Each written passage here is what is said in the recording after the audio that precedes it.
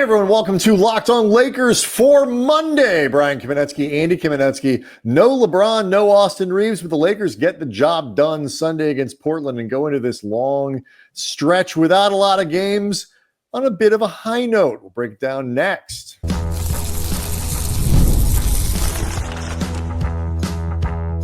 You are Locked On Lakers, your daily Los Angeles Lakers podcast, part of the Locked On Podcast Network.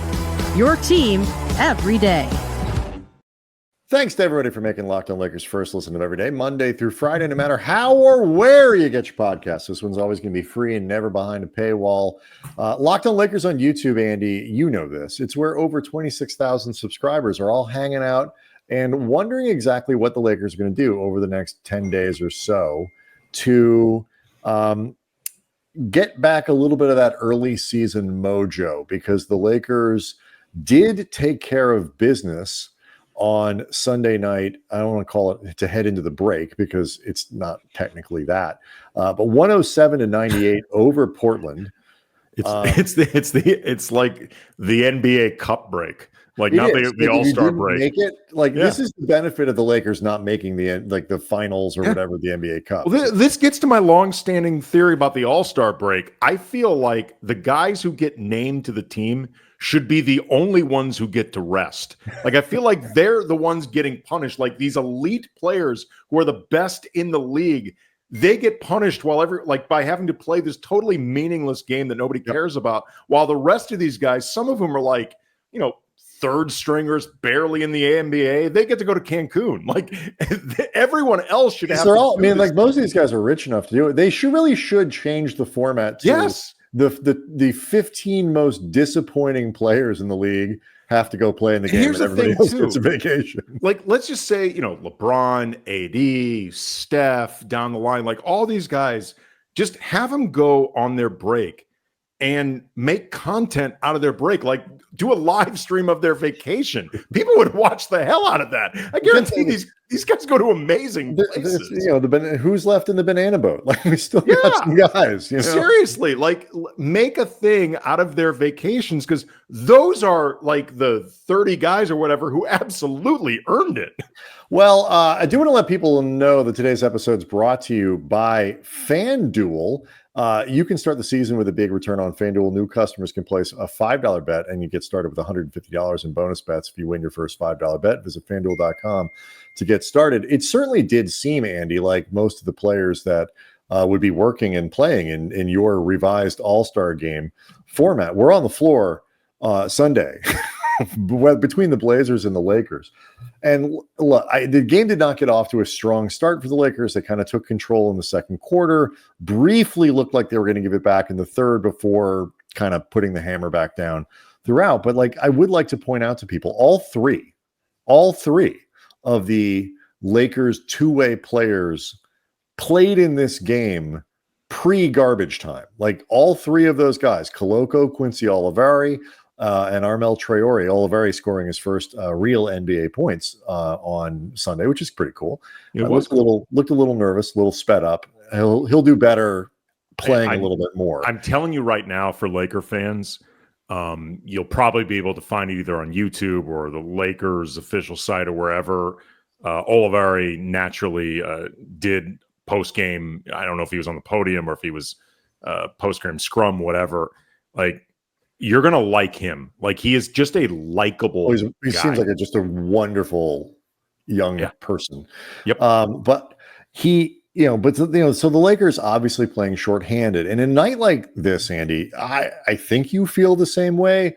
There are not a lot of, big picture lessons about how you're playing and execution and this and that, which rotation combinations you should be putting out there or whatever, because you're definitionally far deeper into the rotation than you ever would be. For me, at least, I look at this as Anthony Davis needs to have a really good game because he is your best player and the best player on the floor by a mile. And he did 30 points, 5 block shots, really anchored the Lakers defense. And then it's like, you need guys who have been supporting characters to this point this year to step up and play like main characters when you need them. And at different times this year, when that has been a requirement, the Lakers have not quite gotten there. Sunday, D'Angelo Russell and Rui Hachimura, who were the natural, okay, you guys need to do it tonight, did it. And they were both outstanding.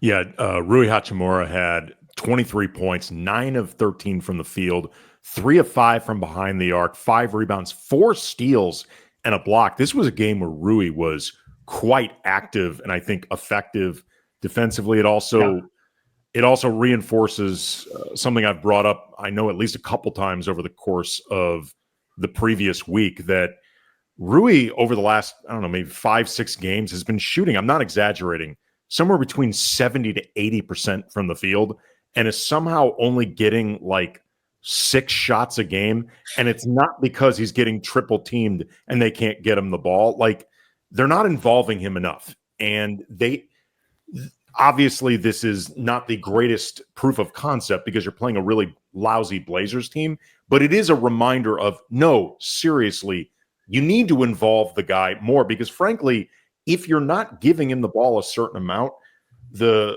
returns from Rui are only so high because he's not an intangibles guy. Like, Rui is very much tangible. He's not quite Vlad Radmanovic, who I believe, didn't you describe as the most tangible player in the NBA? When we were covering Vlad with the Lakers, I described him as the most tangible player in the league. I used to say no intangible. Yeah, I used to say all the time that with Vlad Rad, like, you know how there's some players, if you look at the box score, you don't know exactly how they play. Like, you got to watch the game. With Vlad, you could look at the box score and you know, did he play well or not? So you can save yourself some time. You know exactly what happened. And then D'Angelo Russell. Go ahead. What you're saying. I was going to say, and D'Lo off the bench, 28 points, 9 of 17 from the field, 5 of 10 from behind the arc, 14 assists against just 2 turnovers. There was a point with about 6-ish minutes left in the game where D'Angelo Russell had 13 assists and the Blazers had 12. Right. And speaking of which, just so people know too, if you didn't get a chance to see the game, the Lakers were actually up 19 points with about 2.5 minutes left when they emptied the bench, and the one side scored and the other side didn't, like, at all. But just so people understand, and I'm not saying this to bag on the G League. They should have done better. Yeah, I'm not saying this to bag on it didn't matter. The deep reserves. It's so people understand the game was really not as close as the score. Like, if the Lakers had kept AD and D'Lo and Rui and the other guys in, which would have been incredibly stupid, they would have maintained like a 20-point lead or whatever. Just would have been dumb. No, but I think Russell's game was really notable in part because a lot of it was really backloaded. You know, D'Lo's, I for example, most people watch the show, listen to the show, know that I drafted D'Angelo Russell onto my fantasy team. He has not worked out as a fantasy player particularly well this year. And so I checked the lineup. Your fantasy league doesn't give you points for net rating? It does not.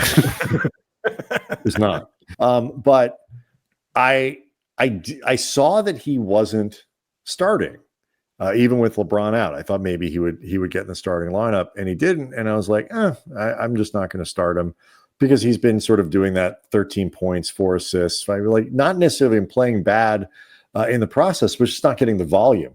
And he certainly did on Sunday. And I'll tell you what I really liked about that, and what I really liked about Rui's game, and then a few interesting things, Andy, that JJ Redick had to say both after the game and before, that we want to get into before it's over. That's next.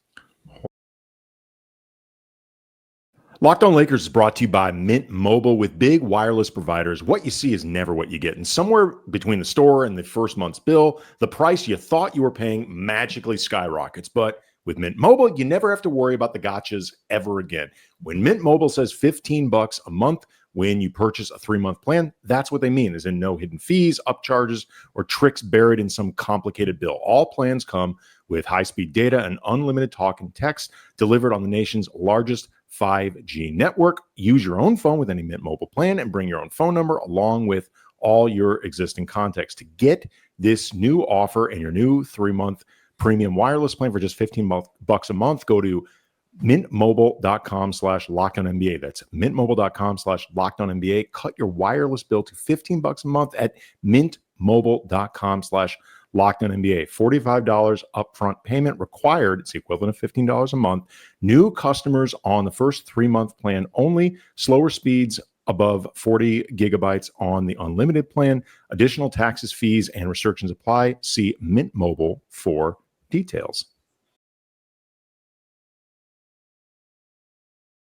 So we'll get back to D'Lo here in a second, Andy. But by the way, if you didn't go, you should be on the lookout for the postcast with Dave Pillay after every game.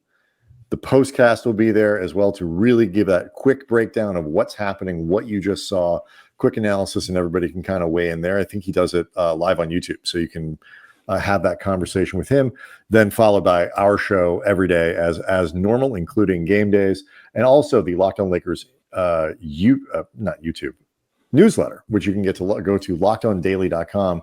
Click on Locked On Lakers, whole thing gets delivered to you, everything in the feed. So. Anyway, Redick after the game, they were joking like Rui, because he was one of 3 players really on this roster with any kind of offensive pedigree. They were calling ATOs for him. They just kept running the same stuff over and over again, and it was very effective. And Rui was joking like, they have not called an ATO for me since training camp, like the preseason. And he was laughing about it. Look, like it's a team with LeBron James and Anthony Davis and Austin Reaves, and like they're a lot, they run a lot of ATOs for Dalton Connect, especially when he was rolling, because those are perfect opportunities to utilize Connect. And there are only so many ATO moments in a game. But the point is, I think what you're getting at is like, I feel like there are a lot of things the Lakers need to really figure out over this break. This is something that Redick alluded to both before and after the game. The first thing is they need to reorient the offense back around Anthony Davis like it was. Teams were making that a little bit harder of late. The Lakers need to come up with that adjustment and get back to it. But the second is like there was a certain egalitarian nature to the offense beyond AD. Like AD was the sun, and the planets were a little bit more equally distributed in what they were doing. A lot of distribution and stuff from LeBron, but less scoring. Reaves getting involved, other guys like that. They need to find that balance again too. And like you say, some of that is, hey, don't forget about Rui Hachimura. Well, I think also too, it becomes a double-edged sword. And when I say you, I mean whoever qualifies here, whether you're talking about people watching the show, fans, front office, JJ Redick, players internally, whatever. You can't complain about the supporting cast not stepping up past a certain point if you're not involving them up to a certain point. Like, you have to involve them up to the baseline before you complain that you're not getting enough from them. And that's especially important too, I think, on this team where there are like 4 or 5 guys, maybe 6, that you can think of as legitimate scoring options. And then there are guys like Max Christie or Gabe Vincent or Cam Reddish, Koloko, for as long as he's going to be backing up Anthony Davis. It's like, look, whatever scoring you get from them, I mean, I guess Gabe Vincent, falls into this too. Like, you have to involve Gabe a lot. It's become clear in order to get double-digit scoring from him. Like, that's just not the player that he is. You got to take advantage of Rui and D'Lo and, Austin when he's back, although Austin typically, I think, gets enough shots. Like, I don't mean he's like detracting. No, but Austin gets enough shots. Yeah, and they've tried to put the ball in his hands more. Like he's naturally involved in ways that, quite frankly, Russell was having trouble getting involved in. Yeah, I think the Lakers' internal and external desire to showcase Austin Reaves and turn him into a big part of the team has not been subtle. For better or for worse, or however you feel about it, this is clearly something that's happened. Dalton connects. We talked about the ATOs that have been run from in certain plays, but his shot volume has dipped a lot lately. Again, Rui has gone multiple games getting 6 or 7 shot attempts despite being insanely efficient. And, D'Lo will be streaky, but you have to ride it out in order to get the best parts of it. it just has not felt like there's been nearly enough balance, whether that is teams starting to load up on AD being the sun, as you put it, and the Lakers and JJ Redick not being able to do a good enough job adjusting. I mentioned before that it felt to me at times like LeBron was trying to work his way out of a slump kind of on company time. And he hopefully got through it, because his last couple games before missing tonight against Portland were much better offensively. But I think that period got a lot of things out of whack. So to your point, and to JJ Redick's point, they need to use these next several days with a lot of purpose. Yeah. I think losing, regardless of how you feel about Reaves versus D'Lo, the D'Lo Reaves backcourt, like, because he wasn't shooting well. We talked about this a lot. Again, I'll put my flag back on D'Lo Island. Like, he wasn't shooting the ball well at all. He was point guarding very well, early in the season. Problem is with Russell, the Lakers legitimately need both. Like, it was not unfair to split that backcourt up, because if Russell's not hitting his shots, his deficiencies as a defender, even though I think he has done better on that end, still not good at it. Like, you don't look at him and say D'Angelo Russell's sub. What you can look at him as, where in the way he's operating more this year, is like, okay, he is a reasonable part of a team defense. He can be in neutral. He can get his hands on some balls and stuff periodically and be disruptive that way. His attention needs to, obviously, you can't have those moments where he's looking one way and the back cut happens behind him. But regardless of what you feel about Reaves, when they took him out, especially putting Vincent as a starter, like, you definitionally are turning to LeBron to say, now you have to do, and the assist numbers bore that out, but like, you have to go do these things, like, because that's not what Vincent is. They're good enough at it, as a player. And so I think they missed Reaves as much as I've said before. As much as I've said before, that I don't think Reaves is as good as they have designed the roster to be, and the way the Lakers have clearly tried to turn Reaves into, in terms of like his place in the pecking order for a championship caliber team.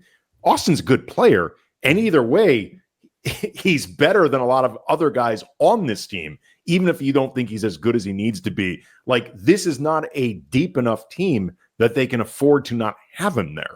And that's the thing about the Lakers generally. It's like, you just talked about the depth. Like, there is no replacement for a lot of these things. Like, you take away Reaves's playmaking, isn't, even if you don't think it's ideal, is still better than what they've got remaining. That combination, especially of playmaking and the ability to create your own shot. D'Lo can, you saw it on Sunday, a lot of those moments, and I actually find them really fun to watch. He's not a blow by you kind of guy. He's a herky-jerky start and stop, change of speeds, all that kind of stuff. The slowest up fake I have. You can time his up fake with a sundial, but like, somehow it works. But because he changes speeds really effectively. He's able to score from a variety of body positions and shoot from a variety of angles, which helps him a lot. That little scoop shot he can put up with both hands from awkward angles at awkward timing, that the shot blocker who thinks it's D'Angelo Russell, I've got him tracked down. Oh, wait, he just shot. Like, everybody, but you need multiple guys on a team who can both create their own shot and create shots for others. And they don't have to do it the same way. But when you lose Reaves, the Lakers become very short on playmakers. And so now it's much more on LeBron. And that balance, Andy, is, I'm not anticipating major changes to that.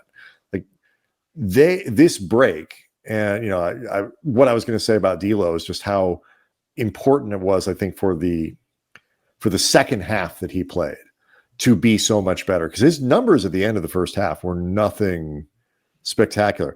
I was not regretting not starting him in my fantasy league at halftime. It was only in the third and fourth quarter that I became deeply, deeply regretful of my choices. But the Lakers have to optimize what they have available if they plan to win. And so in the next segment, let's kind of talk about what's coming. Like these next 10 days are really important for a variety of reasons. We'll get into it next.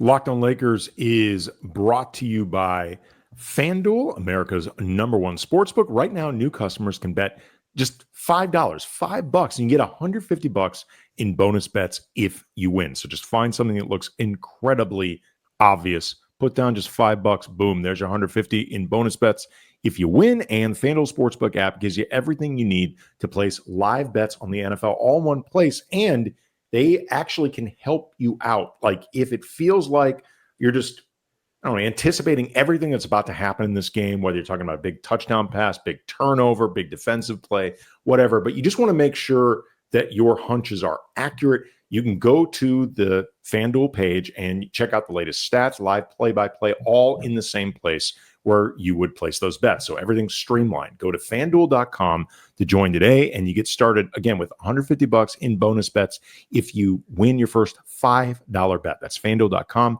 Never waste a hunch. Make every moment more with FanDuel, an official sportsbook partner of the NFL.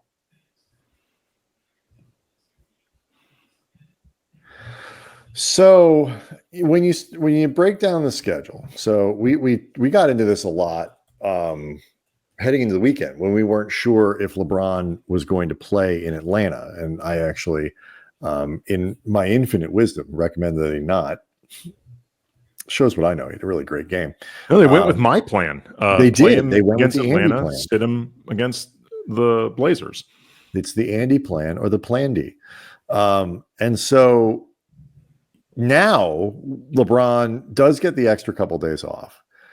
And the Lakers took care of business without him, which is what you would expect them to be able to do without him on the floor against a bad Blazers team.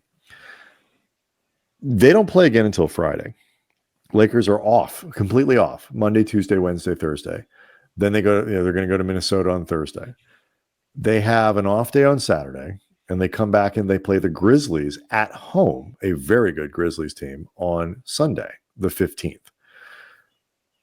They don't play again after that until Thursday in Sacramento. So a short trip. So between, what is it? It's Monday the 9th and Thursday the 19th. They're going to play twice, which in the NBA, and it's not the All-Star break, is essentially unheard of. It is actually, I think, one of the low-key best features of the NBA Cup is for teams that, and I think even teams that are playing in it still don't. So they don't have extra games either. Like everybody gets a little bit less to do. And look around the league. James Harden banged up, didn't play on Sunday. Ja Morant didn't play on Sunday. Kevin Durant has been out for like a week and, there are so many players that are on these sort of like in and out of lineup, short-term injuries that you want to get back on the floor. Joel Embiid in Philadelphia, get his legs under him, and so on and so on and so on. The Lakers are, to me at least, are in a kind of a tricky position because they need to both get healthy. They also need to practice and really work through some stuff. There's a lot to do over these next 10 days. Yeah, absolutely. Before I break that down even further, I just wanted to make sure to give a shout out to Cam Reddish, just because there was a sequence in. Thank God. Well, there was a sequence in the second quarter, and this was really important because the second quarter, a few things started getting the Lakers back into it. First of all, Rui went on, I think, like a 12-0 run or something like that himself. Like he had, I want to say 12 or 14 points in the second quarter. A lot of them were in succession, and that played a big role in getting the Lakers back into this. But also, there were like back-to-back sequences where Cam Reddish had like legit elite point guard level, either hit-ahead passes or passes while running the break in transition. He had another really good like drive and dish to, I don't remember who it was, cutting down the baseline. These were just really very good and frankly unexpected from what we've seen from Cam. So I just wanted to give him a shout out because overall I thought he played a really nice game in general. I'm glad you did, because like I joked with you, just like the game was not going. It was I was still quite confident the Lakers were going to win, but it was not going well. The Lakers were sort of stuck in the mud early, and I'm not totally surprised. I mean, that game on Friday was pretty brutal. You're now adjusting to no Austin Reaves and no LeBron James. So that's different. And Max Christie's in the starting lineup with Gabe Vincent, and I don't think they had quite enough firepower there, quite enough ball movement there. But whatever. And so it's like it is a different deal. But I made the joke to you. It's like, Lakers fans are going to be really upset by what they're seeing in this game. But like they're playing currently on the floor Rui, Connect, Reddish, Russell, and Koloko. Like that by NBA standards, it's not a great lineup. That's not something you like. If that was your normal team, you wouldn't. Sure, but my response to you though was, I imagine Laker fans would agree with you if they hadn't lost the Anthony Davis minutes. But what I was going to say, right, sure, and like I said, they were stuck in the mud at the beginning. They did not get off to a good start. They weren't playing well, and more importantly, after I texted you, which makes me worry that cybersecurity may not be as tight as we want. And I even made a tweet about that, like joking, like they went, that group pushed them out on a big run and they got them going, and defensively they cranked it up and all that other stuff. And so I made the joke about who they had on the floor as kind of a comparison point to like, it's not that much better than Portland's lineup, but that group is what helped them get going. And so again, it's like what I were talking about at the beginning, like, yeah, you need your next guys to sort of step up and play kind of like stars for you.